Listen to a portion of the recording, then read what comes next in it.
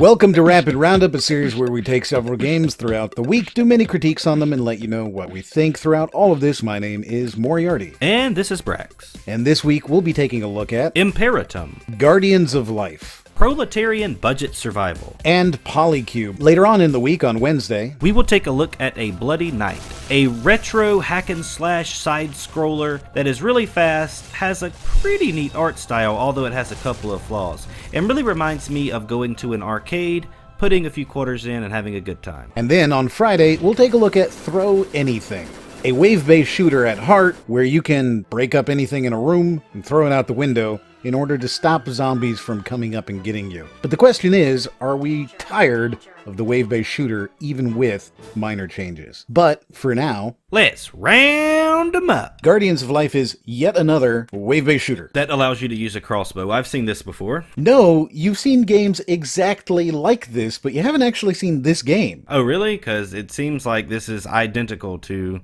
a few things, like Keep Defending maybe would be an example. Keep Defending has a much cuter art style. This is probably closest to Elven Assassin. That actually is a much better comparison. Yep, looks like Elven Assassin. The only difference being that you have a crossbow instead of an actual bow, but it's very similar. It is a tower defense game in VR where you can move between your various towers and you have to shoot and kill the skeletons that are trying to take down your base. There are various defenses, and once they break through them, they don't have to break through them again, and you have waves. Horde-based shooter in a tower with a bow.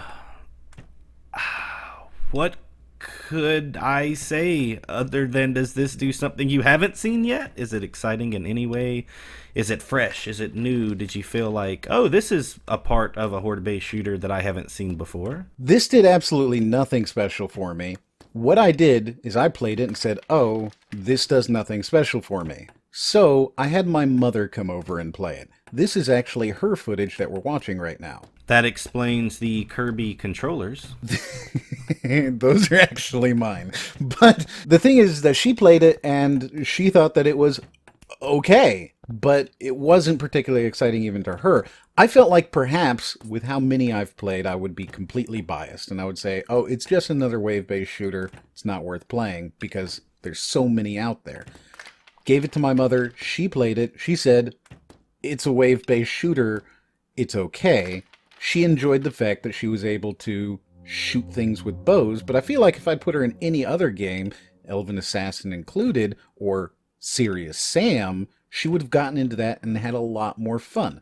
She had difficulties shooting, she had difficulties figuring out the controls, she had difficulties figuring out why she was hitting people and they weren't dying, because several times I saw her put an arrow through a skeleton and it did no damage. So this is probably not the best of this kind of example of game. Right, and that's what makes me hard to get excited about it or recommend it at first glance, because what I see is something I've seen before, but it's not quite as good. To me, graphically, it doesn't look as good, and I don't like the font that it seems to be using. It doesn't look as sharp and crisp as other ones that I've seen, like Keep Defending was cool, Elven Assassin is cool. This looks like it's that, but it's just not quite on that tier, if that makes sense. It's a very basic tower defense game. The only thing it really has going for it is that it's $5. I expected that. If this is going to be sold in the market with there being other games like it already there that have already proven they're pretty good at what they do, then I definitely would have been disappointed to hear that it was more than $5. So I think that's a fair price, but again, this really does come down to the player's library. If you already have Elven Assassin or Keep Defending or Serious Sam, some games like that in your library, I really don't know if there's a reason for you to pick this one up even at $5. However, if you've never played this type of game in VR and you want to try it out, maybe this really basic experience for that low price would be something you could consider. Whereas personally, I think that it's exactly the opposite. It's a $5 game, which means that you can, for $2 more, get Keep Defending, or for a few dollars more, pick up Alchemist Defender, or any of the others that are really good tower defense games. And there are some really good tower defense games out there, and unfortunately, this just does not challenge the title. Proletarian Budget Survival is the worst excuse for a battle royale that I have ever played in my life. That's pretty strong. It is strong. The game actually sort of made me mad because it shouldn't be on the store. Like, it really should not even be on Steam right now. It's completely unfinished. All you do is walk around. There's no one playing it, so you will be the only person alive. And this is basically like just a way of testing what it's like to walk around in this world. But get this, every house you walk into is not even finished. Like, there's no furniture, there's nothing there. Like, the houses are completely empty. The only thing that you'll find laying around might be a gun. You'll find a pistol or SMG, something laying around like that. The gunplay in this game is atrocious. There's no bullet drop, there's no spray pattern, there's no ballistics. The sounds are really bad. There's like always a white noise in the background for no reason at all, and that is like the only noise you will hear until you shoot your gun. This game just really feels like a developer is actually trying to take advantage of the trendy battle royale genre right now by taking some assets that are, you know, free and just throwing them into a game and throwing the battle royale name on it and putting it on Steam. Really disappointed. That actually makes a lot of sense because that is what I was seeing when I was reviewing the game before, review, when we were looking at it and researching it, is a lot of people were saying these were just assets from the Unreal Engine store, and that was it, just thrown in there. The Unreal Engine, of course, is free to use now, so it's not particularly surprising. So the guy took a free engine, took some free assets from the store, threw it in there, and then threw on some basic coding. I have a feeling that we know a coder or two who could probably make this game in an afternoon. I would not be surprised by that at all. Based upon the amount of effort that seems to have went into this, yeah, one afternoon sounds about right. So in that case, for $5, I mean, you could just go get Fortnite for free if you're really looking for a budget PUBG. Right? Why would you not? I don't even like Fortnite, but Fortnite is 1,000,000 times the game that this is. Again, it really comes down to this. I don't know why this is a game. I don't know why it's on the store. Like, if he was working on this and it's a thing and he just started it like yesterday, I could understand that. But why is it on the store? Why would you want anyone to see this in its current state? It makes no sense to me. It's also a 12 gigabyte download, and once you get in there, my computer runs this game on high at lower frames than it runs PUBG on high. So it's terribly optimized, just absolutely awful. I had to play this game on low to get more than like 60 frames. And it's not a computer issue, like I said, because Fortnite, PUBG, I can play all of those things on high and get decent frames. With this, I was getting like 20 frames on high. And I'm like, why? It's ugly. I don't understand. Like, this game is poorly optimized. It's just in a really bad state. And even if there were other people to play with, I think that it still wouldn't be very fun. Because again, like I say, the guns have no patterns, no recoil or anything. So the combat, I'm sure, would be pretty atrocious as well. I also don't understand why weapons levitate on top of the floor when you pick them up. Like, I could go on all day about why I don't like this game, but I'm going to stop because that's not productive for anyone. I'll just keep it short and sweet and say I do not recommend this game. This comes across to me personally as a money grab, something that people decided to throw up onto Steam because, hey, why not make some money from people in the beginning? And I also can't recommend it for that reason. If this were a fully fleshed out game and it were a $10 game and it were able to come out and say, hey, this is $10 and it is our version of PUBG, no, it's not as good, but hey, it's also not $30, maybe then. But at $5 for what you're getting here, you honestly are better off just getting it free in 4G. PolyCube is VR's take on Tetris. I like Tetris. I like VR. It really does look exactly like Tetris. Even the shapes are the same. That's interesting. It is Tetris, but it is obviously in 3D. So instead of just having one bar along the bottom, you have a cube of 5 by 5. And you need to create entire planes, not just one line. Well, that adds another dimension, no pun intended. It also seems like it would make it a bit more difficult and not exactly like traditional Tetris, which is refreshing to me because when I hear Tetris in VR, I don't get that excited about it, but seeing this, it does look kind of neat. It's an interesting enough game, but I think it's really for people who enjoy Tetris more than anything. The thing about this particular title is that it is both VR and non-VR, so if you want to play this game and you don't have VR, you can do that and you'll just control things with the keyboard and your mouse. I think you're kind of losing out a little bit on that, but you can do it if you want. This game, however, has a couple of problems that really, really bothered me. Do tell, please. First off, the little box that you're doing everything in is way too small, and it's very hard to see. Everything's really low, so it should be a lot larger, and it should be a lot higher, instead of being on the ground. I noticed that as well. Why is the room so big and then the box is just this little thing in the middle? They should have made that bigger. Like, why not have the focus of the game actually be the focus? Like, why is it just one small thing in the middle of this really large room? The scale seems to be a bit off. That's my first big problem. You can't easily see what's going on. You have to kind of work around how small it is. The other issue is that because it is for so many platforms, the controls are very, very difficult to learn.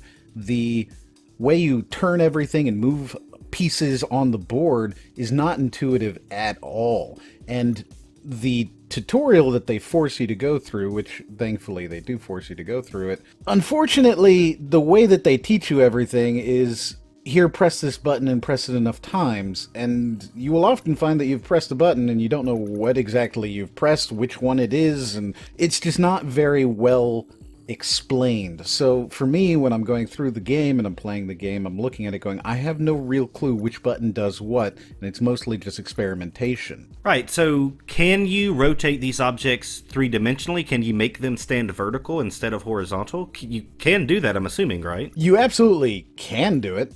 I never figured out how to do it, even though I went through a tutorial that taught me, theoretically, how to do it. That's odd. I would think that it would seem to me it would kind of be pretty simple to just have one button spin things on their horizontal axis and one spin them on their vertical axis. Does it not work that way? It doesn't seem to. Again, it's very, very confusing. And that's really my biggest issue, is that even if it is a fun game and it's enjoyable, it's confusing. And I found myself sitting here going, I don't know exactly how to do what I'm trying to do. Well, that is disappointing. How much does it cost? The game hasn't been released yet, so I don't have a price. It will have been released shortly after this video comes out, but as of now I have no idea how much it's going to cost. That's fair, and it seems like it might be hard to give a recommendation based on the fact that the game doesn't really show you how to play the game. It's a little hard to give a recommendation. Yeah, I think it's enjoyable, and I think that it has some neat things, especially for the fact that it does both VR and non-VR, but it's just not quite as obvious as I feel like it should be for players. Imperatum is a sci-fi action RPG that combines many of the traditional elements that you would expect out of that, but what makes it a little different is the combination of. You can use your skills in active or passive mode, which really changes things up because basically it means that you can use an attack as a way to heal yourself. It's kind of complicated, but it's also really neat. If I were to explain what this game is, I would say it's really a loot fest. Like, that's really what it's about, looting and crafting and creating better equipment. And that never really stops. You are constantly, as you go along, picking something up. And it's kind of overwhelming. Your inventory fills up within a matter of seconds. You know, that sounds perfect considering that the way that they describe this game is a sci-fi Diablo-like action RPG. And that is pretty much the vibe that I got from it. I could see why they would call it that. That makes a lot of sense, and that's a good comparison to make. I also got a little bit of Destiny vibe out of it with the armor and the way that you slot armor in, and you can use certain items to change a common armor to a rare armor, which is also like some Diablo type stuff.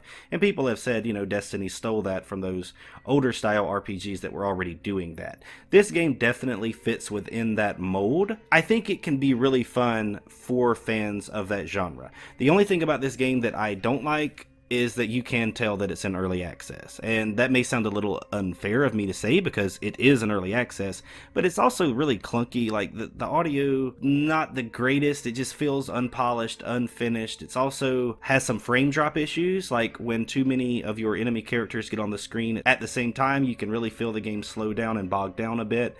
It just feels like it's still a little too early for me to truly enjoy it. And I think it has a lot of potential though, because there is so much going on in terms of currency and the way that you manage your inventory and the way that you can hotkey different skills and abilities and mix those skills into lots of different combinations. I did enjoy taking a regular weapon and using some item to turn that into a cooler weapon that actually does shock damage or fire damage as well as what it normally did before. There's also melee and flamethrowers and machine guns, like lots of cool little stuff to do. But there's also like the same enemies that you also seem to be fighting, and the game really does feel repetitive after a while. So for me, the looting, the crafting, the combination of skills, that is the saving grace of the game. If it weren't for those things that are sort of like Diablo, I really don't think this game would be very fun. That's fair enough. This is, from what I've been able to see, a bunch of Diablo players who said, why isn't there a sci-fi version instead of just fantasy and medieval stuff? I think that's a good question to ask. There's no reason why we shouldn't have a sci-fi version. I would like to play in a giant sci-fi world. That being said, this doesn't particularly excite me right now, because there are really good action RPGs out there. There's really good action RPGs that aren't Diablo out there as well, though Diablo, of course, is incredibly good. If you're looking for a good action RPG, it's hard to say, well, you should pick this up instead of, say, Torchlight. I can't argue with that, but for me, the biggest problem and the reason that I can't recommend this game is the price. It's $20 right now. And maybe in full release, I could come back to this and say, oh, it's worth $20. But in the current state, there's no way that I would recommend the game for $20. I would say $9.99, maybe even lower than that, would be a fair price for it. But I don't think it deserves to be up there in that $20 price range. Sort of because of the thing that you just said. But there are other action RPGs that are just more fun to play than this. Are they sci-fi? No. Does this have that going for it? Sure it does. And I think it's really neat. But at the end of the day, this is really about having fun. And I don't think you get $20 worth of fun out of this game in the same way that you could for other action RPGs that are priced along the same lines. Hey, Brax, are you a murderer? I am not a murderer, actually. Why do you ask?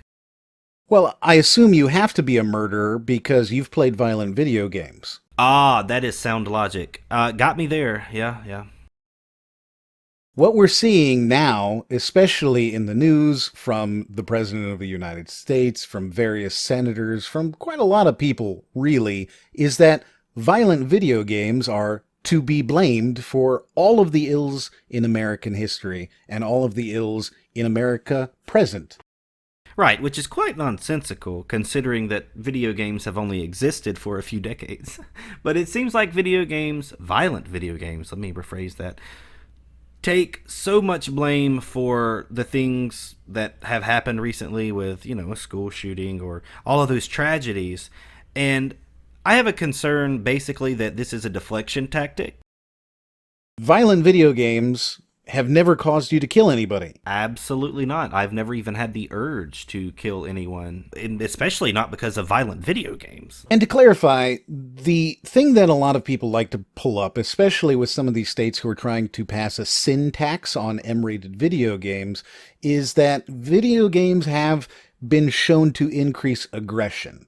But have you ever looked at any of those studies? I have never actually picked apart those studies, no. I'll admit I normally dismiss them, and I should probably look deeper into them to see what exactly makes them factual, what doesn't, at what degree of accuracy were these surveys or research conducted, because I really don't know, so tell me about it. I will tell you two things, and I think that this will very, very clearly explain the kind of studies that people are using when they're saying that violent video games have some sort of effect on aggression, right? First off, they consider very mundane forms of aggression, including whether or not you would be willing, after playing a violent video game, to expose another person to a loud noise, or if you would give somebody a hot sauce knowing that they don't like spicy food. I don't even see a correlation between the two, and I certainly don't see a causation. There may be some sort of link between playing a violent video game and being competitive, and therefore being willing to give somebody hot sauce or expose them to a loud noise, but I think it is outright ridiculous to say that either of those things could be a propensity for mass homicide. I absolutely agree. Again, like, a lot of these things seem to be really large stretches that don't actually have any sort of logical value to me, right? So they could say that, and they could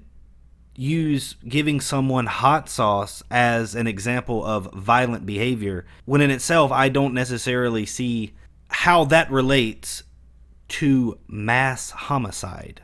Even if we take video games away from this study in general, where does the link between that and mass murder come from? Like, for me, it makes me dismiss the entire logic behind any study that is based and founded upon something so asinine and silly, for lack of a better word, to me at least. Totally fair. Now, if I had to ask you, saying that playing a violent video game would cause somebody to expose another person to loud, irritating noises or give them hot sauce, knowing that they don't enjoy spicy foods, what kind of percentage do you think you would see as a variation after playing a violent video game versus not playing it? What percentage of people do you think, on average, would expose people to loud, irritating noises or hot sauce? Less than 1%? It's less than 1%. It's 0.4%. It's not 50%. It's not, oh, we let these people play violent video games and suddenly 50, 60, 80% are engaging in highly, let's say, unfriendly or competitive activities. It is 0.4%. That justifies in some way a link between video games and playing loud music to annoy people? What? That is the very definition of not substantial. It is not a substantial amount that actually do any of this. I would argue that at 0.4% variation, you could say that that was because one dude did it. It is so small that unless they did it on millions of people, it is not statistically relevant. Which means that even on the, and keep in mind that most studies do not show any link, but even on the studies that do show a link, they show 0.4%, which means there is no link. Absolutely. And if you look more closely at these research pools and the way that they conduct it, for anyone that is familiar with statistics on like an academic level or has a higher understanding of it, if you look closely, you'll see this little thing called confidence interval. A lot of times their confidence intervals are very low. And what I mean by that is these studies are conducted and the math is ran and they do all of the numbers and figures and they do it all. But they do it with such a low confidence interval that basically on a professional level, you could normally take the results of those studies and basically throw them out of the window if you were actually trying to do this as a professional statistician who was worried about, like, imagine these results actually had a life or death impact. That degree of confidence wouldn't be high enough for these studies to even count. But what you end up finding is these very strange terms that show up in the news primarily. And that's really the thing. You'll see these sound bites on the news where they say that 90% of children play video games, right? And 85% of those video games contain some form of violence. The important thing to keep in mind here is that they're not talking about Gears of War, Mortal Kombat. They're also talking about Pokemon Go, because that requires players to go into a battle. And it's that sort of misunderstanding that is born out of, not all of the time, I'm not trying to overly generalize here, but many of the people that create these buzzwords or cover these topics, these issues, and are basically responsible for the whole idea of violence in video games causing violence in real life are people that aren't always familiar with video games, right? These are people that don't really understand the difference in Gears of War and Pokemon Go. I mean, they probably would tell you that they do, and they might read enough on Google to distinguish, what a Pokemon battle is. But in reality, these are people that aren't active video game players. Does that make sense? Like, even though they may know about these video games, according to them, do they really? Because have you ever experienced it? Do you actually know it? Because I can know about guns, but if I've never actually shot one, that doesn't really make me an expert, does it? It really doesn't. It is a old, outdated way of thinking. We saw this with R-rated movies. Oh, bloody movies are going to cause murders. And we saw this with music. We saw it with both rock music in the 50s, 60s, 70s. Oh, it's going to cause murders. We saw it with D&D in the 80s. Oh, it's going to cause murders and witchcraft and Satanism. And we saw it with rap music. Every single thing, they want to blame it on something else. And the problem is that video games are something that have been studied a lot. A lot. The fact is that most video games, most studies on video games have shown that in actuality, crime rates go down after the release of a popular video game. Violent crimes go down because people are taking out their anger in the violent video games. They're not taking them out on people, which would, to me, show a direct opposite correlation, that they reduce violence. Well, that's what most studies show. It reduces violence through the catharsis effect.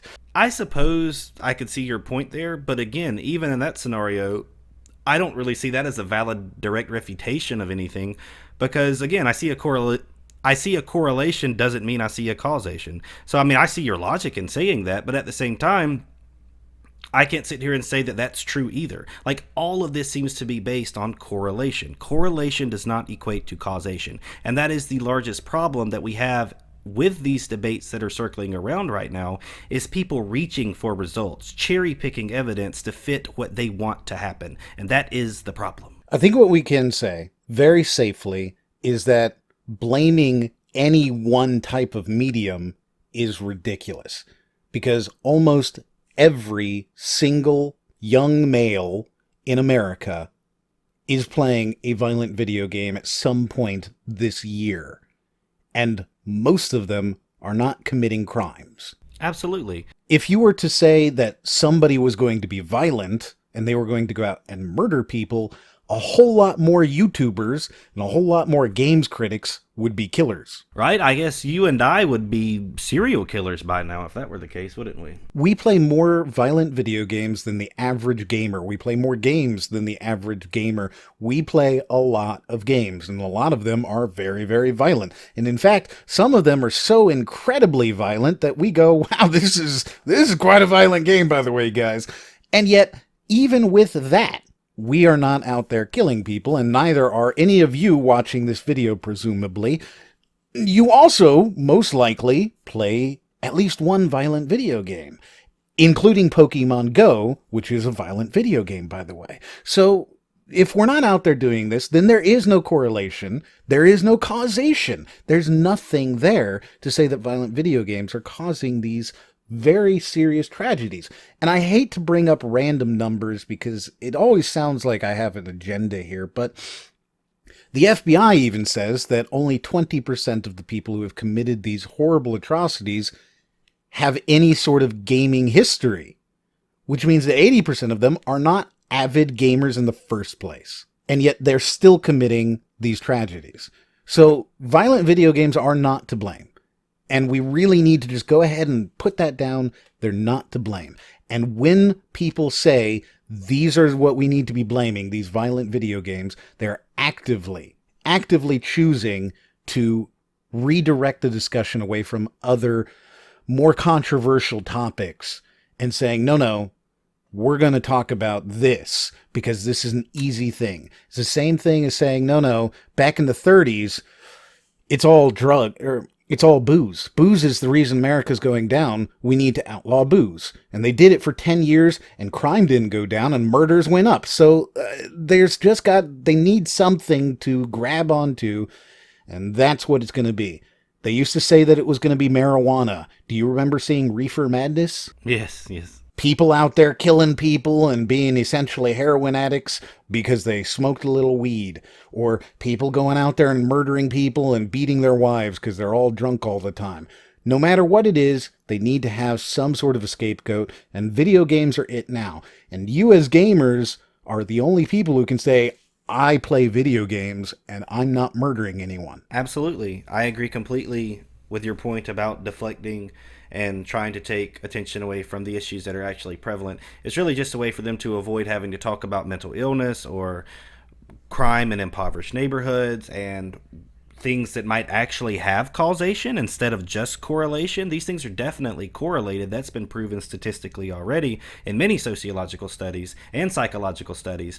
And these things actually might have a little causation to them, right? Whereas the video game argument really doesn't seem to have that at all. But it's a lot easier to point fingers at video games than it is those other more touchy issues. So I really do think that's at the heart of it. I still find it hilarious to think that Pokemon Go or games like that are identified as violent games. It really reminds me of like Potter Stewart and that really famous United States Supreme Court case where they were trying to decide what constituted pornography. And this was a Supreme Court justice that actually says, I know it when I see it. That was his explanation for saying that's pornography. There was nothing scientific about it. There was nothing factual about it. It's just he knew it when he saw it, and it's become one of the most famous things in U.S. history for making a court decision based upon something like that. And it really seems like violence in video games is heading down that same path. Like, what is violence in video games? Well, I don't know, but I know it when I see it, right? And it doesn't seem to be based on anything completely factual or with any sort of logical merit. So what do you think? I'd really like to know. Leave a comment down below and let us know what you think about violent video games and violence in video games, whether or not it has some sort of effect on you as a gamer, and what you feel about these people who are going out there and saying that violent video games are the cause and the root of all of these tragedies. I'm very interested in knowing. If you like this video, go ahead and leave a like and share it, and if you didn't, then don't do either of those, but if you did, you can watch another video up there in the corner, and as always, We'll see you guys on the next one.